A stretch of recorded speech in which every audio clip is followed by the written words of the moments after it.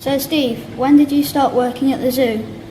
Right, I was the first person to work at the zoo because I started building it. So I actually started in January 2002. So about 13 years ago we started building the zoo. I actually started working with the parrots in about 1995, so nearly 30 years ago. What was it like when the tiger cubs arrived? Oh, that was the most amazing experience. We were all so excited, and we also had another problem, and that was when Mum arrived with the cubs, like all mums, she was very protective over them. So that made her quite wild, and we were very excited to see Mum and the babies, but unfortunately Mum wasn't very happy with that, so she was quite nasty for quite a long time. Okay, what is it like with the tigers around? It's amazing. They are the most majestic animal in the world, without a doubt.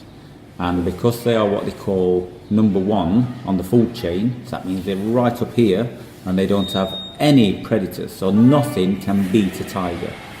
And to actually be stood outside of such an amazing creature gives you a little nervous feeling inside your tummy, but it is unbelievably nice.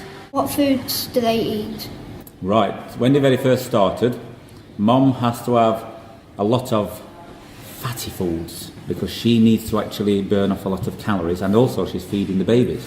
So initially she used to have about 4 kilograms of pork per day, and to work out what 4 kilograms is, that's about the size of my head every day.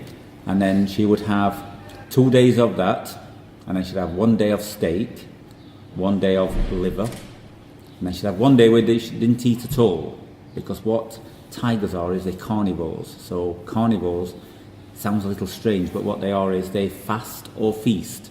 So what that means is they're either feasting on a big mountain of food, or they're fasting and not eating anything at all.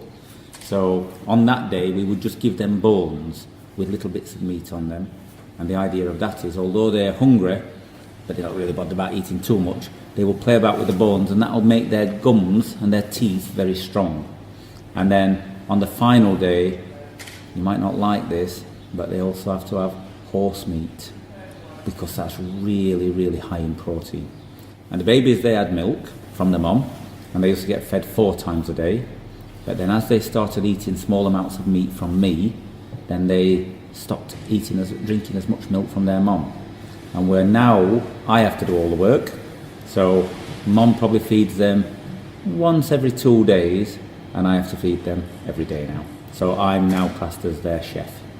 Have you been busy lately with the the visitors seeing the tigers? Oh, amazingly busy. People are so excited to see the only baby Bengal tigers in the country, and also the only baby tigers in Lincolnshire. And we've actually named them the Lincolnshire Tigers because they are really special. But people have travelled from everywhere to see them. Everywhere. They've come from London, they've come from Devon, they've come from Scotland, just to be close to a baby tiger. And the way we've designed the enclosure where they live is so that you can actually get very, very close to the tigers safely. Steve, wouldn't the tigers be happier in the wild? They probably would, but the problem we have at the moment is where tigers live, all their land is actually very valuable for 2 things. One is for agriculture, because where they live it's a very poor place.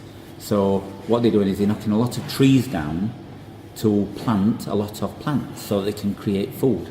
The trouble with that is the tigers live in the trees. So what happens then is you'll get people working very, very close to where tigers live.